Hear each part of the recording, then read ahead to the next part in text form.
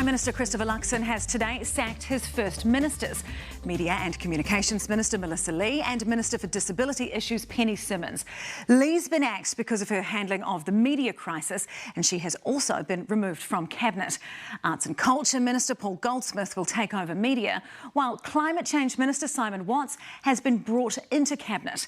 Simmons has lost disability issues after a communications debacle over funding changes for the community. And while she will hold on to some portfolios, Social Development Minister Louise Upston will take over disability issues. Now, Luxon has refused to say that the minister's demotions were about their performance, instead saying, "I want to make sure I've got my aces in their places." Here's political reporter Amelia Wade. A swift stride for a swift sacking 149 days in. This is really about making sure we have the right people on the right assignment at the right time. The Prime Minister refused to say it was the demoted pair's performances which forced his reshuffle of the deck. I want to make sure I've got all my aces in their places, that people are really contributing. I want to make sure that every minister is actually powered up, ready to go, doing a good job on their portfolios. His actions spoke louder than his words. In the case of Melissa Lee, she didn't just get stripped of the suddenly high-profile media portfolio, but has been booted out of Cabinet altogether. This is a total humiliation for her. What has she done to warrant this? Well, Melissa Lee is a hard-working, good minister. She's done an incredibly good job as a Minister of Ethnic Communities, for example. Note, there were no prime ministerial plaudits for her handling of the current media crisis. What did she do to warrant this reaction from you? Again, it's about the fact that I assess the complexity of the respective portfolios. I make an assessment, have I got the right people on the right challenge at the right time? On Lee's watch, TVNZ's current affairs crumbled and Newshub collapsed. But the minister misread the room. Well, there's Sky as well. There's a whole lot of other medias about. Not realising Sky's news was provided by Newshub.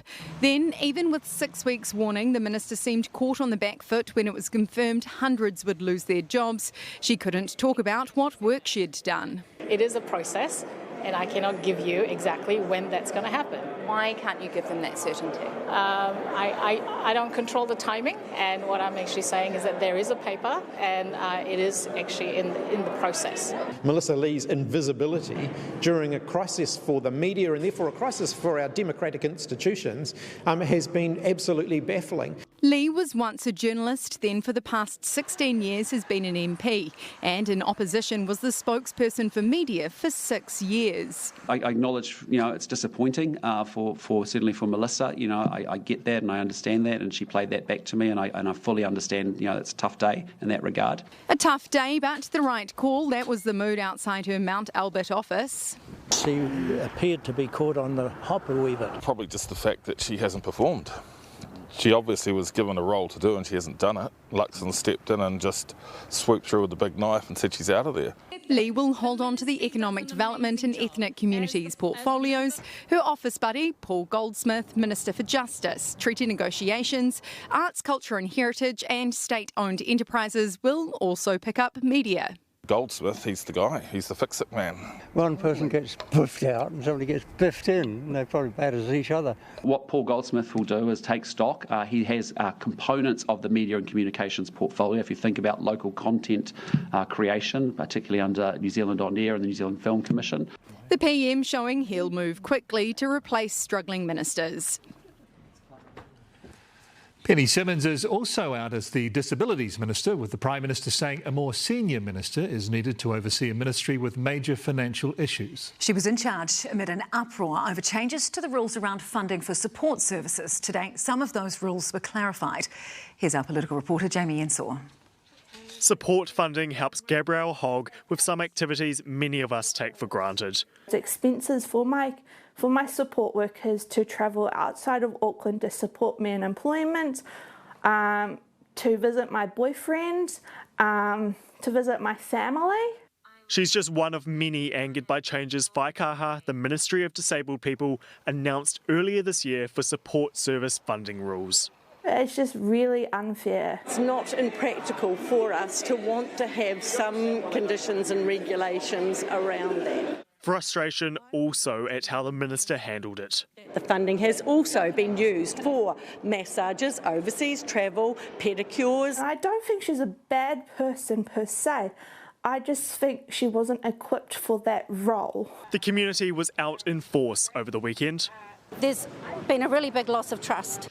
And now the minister is out of the role. There are major issues with the financial management of programs run by Whaikaha. She acknowledges there's been challenges there, and she gets it, and she's very focused on making sure she sorts out tertiary education. The Prime Minister says cost overruns at Whaikaha, which led to this funding rules mess, were unacceptable, and there will be a full review into its financial management. It just won't be Penny Simmons leading it. Social Development Minister Louise Upston takes over. Gabrielle is worried she already has enough on her plate. And that is getting overloaded and overwhelmed. And as Simmons was removed today, Whaikaha moved to clarify some of those funding restrictions. One-off purchases are allowed, like tablets, noise-cancelling headphones, sensory toys like fidget spinners, and weighted blankets. Gabrielle says she goes through 2 chew necklaces a week. Otherwise I chew all my nails off and I chew myself to pieces. Also allowed are ride and driver services if they are reasonable and cost-effective, and support arrangements which are an alternative to residential care. Existing support arrangements can continue where the disabled person has committed to employment, study, therapy or a time-bound program and relied on the previous flexibility before the changes were made in March. There's still a few things that I think we need to work on, and we'll keep advocating for that based on the feedback from the community, but it is a positive step in the right direction. Jamie Ensor, Newshub. Kia ora, Amelia. So did these ministers need to go? Well, it was clear that both Melissa Lee and Penny Simmons had lost the trust of the sectors that they were supposed to be supporting. Simmons oversaw perhaps the most embarrassing stuff-up so far with the Whaikaha funding fiasco, while Melissa Lee seemed incapable of answering a straight question about what she was doing to react to the drastically and rapidly changing media landscape. Commentators were being openly critical about her, and behind closed doors, questions were being raised about her performance at the cabinet table. Luxon has been in a bit of a bind recently, with his coalition partners causing headaches and uncomfortable headlines, but he's relatively powerless to do anything about it without destabilising the government. So his swift and humiliating sacking of his ministers today does 2 things. It, 1, sends a message to his caucus that there is no such thing as job security, and 2, sends a message to Kiwis that incompetence will not be tolerated so long as those ministers are in his own party. Amelia, tēnā koe.